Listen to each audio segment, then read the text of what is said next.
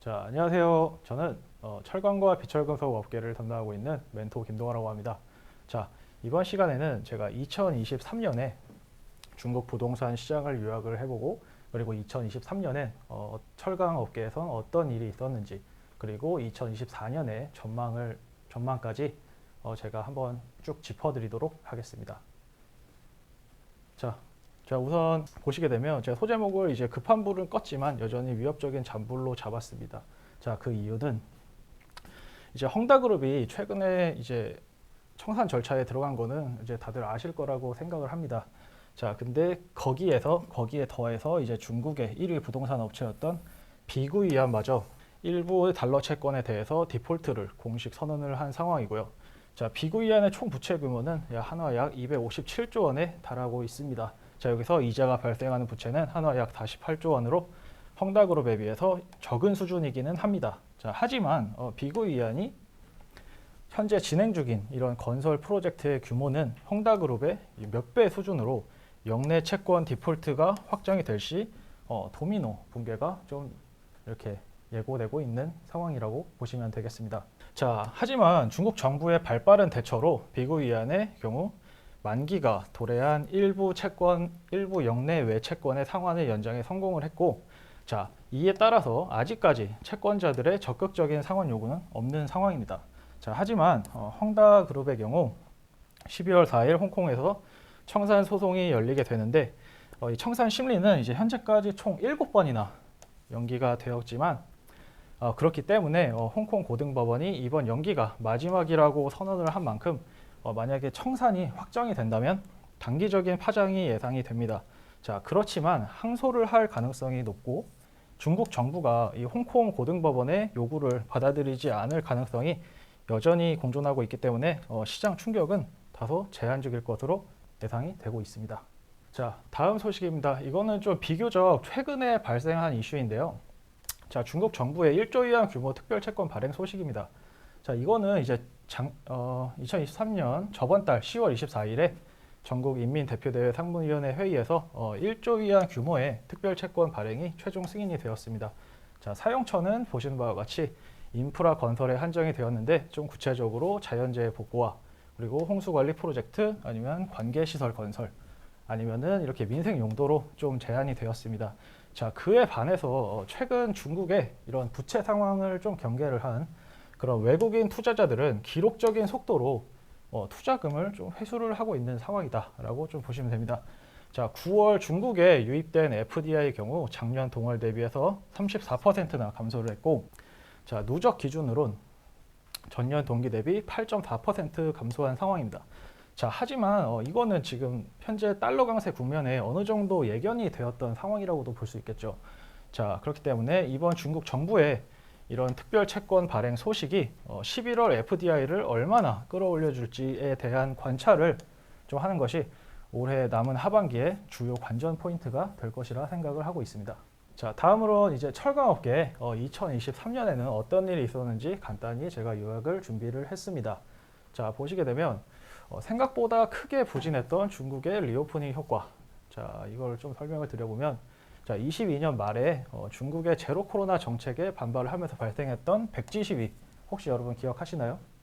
자, 이렇게 중국 국민들이 평소에는 이렇게 크게 중국 정부의 반발을 좀 하지를 않는데, 이렇게 백지 시위를 통해서 이제 시위를 좀 함으로써 이제 중국 공산당이 어떻게 보면은 자신의 메시지를 좀 전달을 한 상황이죠. 자, 그랬더니 끝나지 않을 것만 같았던 이 제로 코로나 정책을 중국 정부가 급히 선회를 하는 움직임을 좀 보여줬습니다. 자, 여기 동시에 리오프닝에 대한 의지를 좀 강하게 보여줬던 중국 정부는 경기를 부양을 하기 위해서 다양한 부양책을 좀 시장에 보여주었죠. 자, 이에 따라서 전반기에는 좀 다양한 철강제 가격이 상승 흐름을 좀 탔습니다. 자, 근데 이제 3월을 좀 기점으로 이제 3월에 중국 양회에서 발표한 그런 부양책이 시장의 기대치에 한참 못 미치게 되면서 다시 한번 철강제들이 하락 전환을 했습니다. 자, 현재는 전방 산업별로 이제 분위기에 따라서 각 철강 제품의 개별적인 수급 흐름이 좀 나타나고 있는 상황이라고 보시면 되겠습니다. 자, 다음은 이제 예상보다 빨리 찾아온 변곡점입니다. 자, 왜 이런 변곡점이라는 말을 썼냐면 제가 아까 말씀드렸다시피 이제 3월에 이제 전반적인 철강 제품들이 가격이 올랐다고 하지 않았습니까? 예, 그러다가 어떠한 계기로 이게 다시 하락 전환을 했는데 그거를 제가 설명을 좀 드려보겠습니다. 자, 3월 중국 양회에서 GDP 성장률이 시장이 예상했던 것만큼보다 한참 못 미치는 그런 5% 안팎으로 설정한 것으로 좀 밝혀지자 이제 중국에 미리 들어왔던 이런 투기성 자본과 실망 매물이 쏟아졌습니다. 여기 보시면 2023년에 5% 내외로 나와 있죠.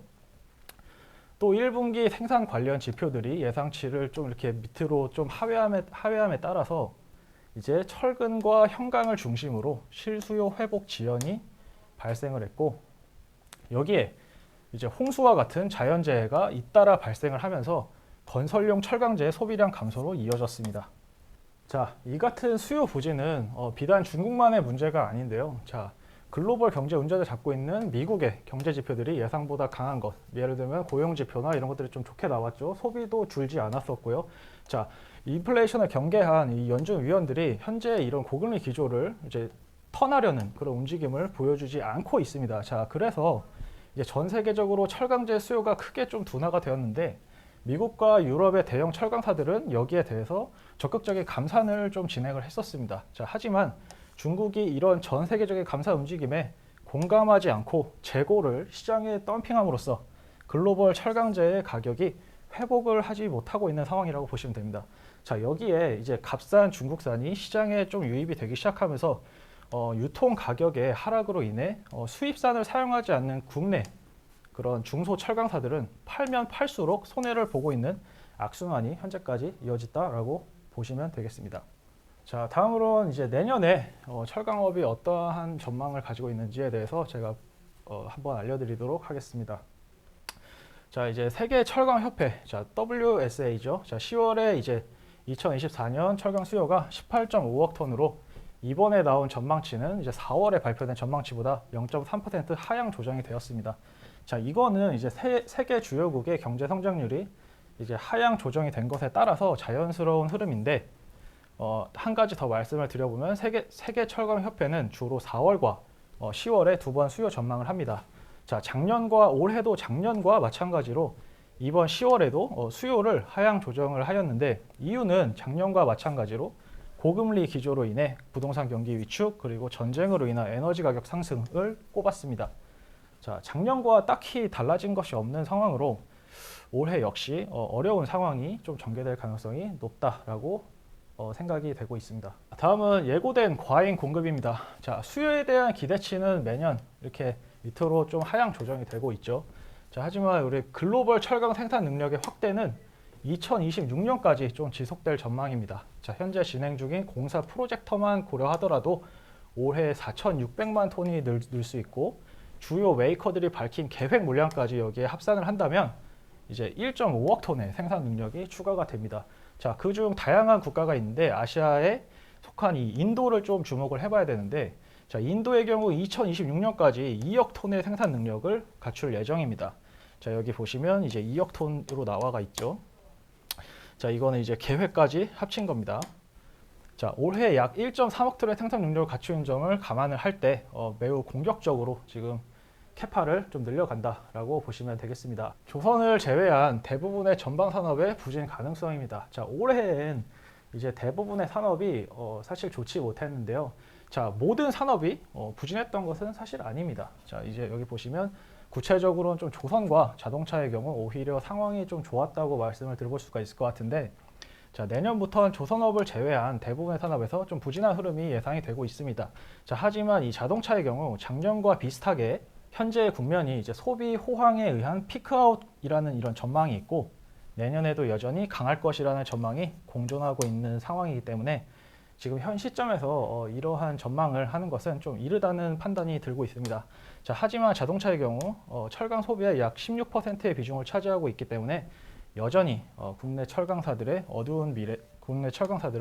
좀 어두운 미래에 직면할 가능성이 높다라고 생각을 하고 있습니다. 자, 결론적으로 자, 이렇게 전망이 조금 어두운 상황이지만 여전히 중국의 그런 부양체 의지는 아직까지도 굉장히 강하다라고 판단을 해볼 수가 있습니다. 이 수요에 대한 기대감은 이제 중국 정부에 조금 기대를 해볼 수가 있을 것 같고, 자, 현재로선 이제 중국 정부의 그런 부양책에 좀 의존을 해보는 것이 현재로선 가장 좋은 해결책이라고 생각이 되고 있습니다. 자, 이것으로 철강 전망을 마치도록 하겠습니다. 자, 영상 감사합니다.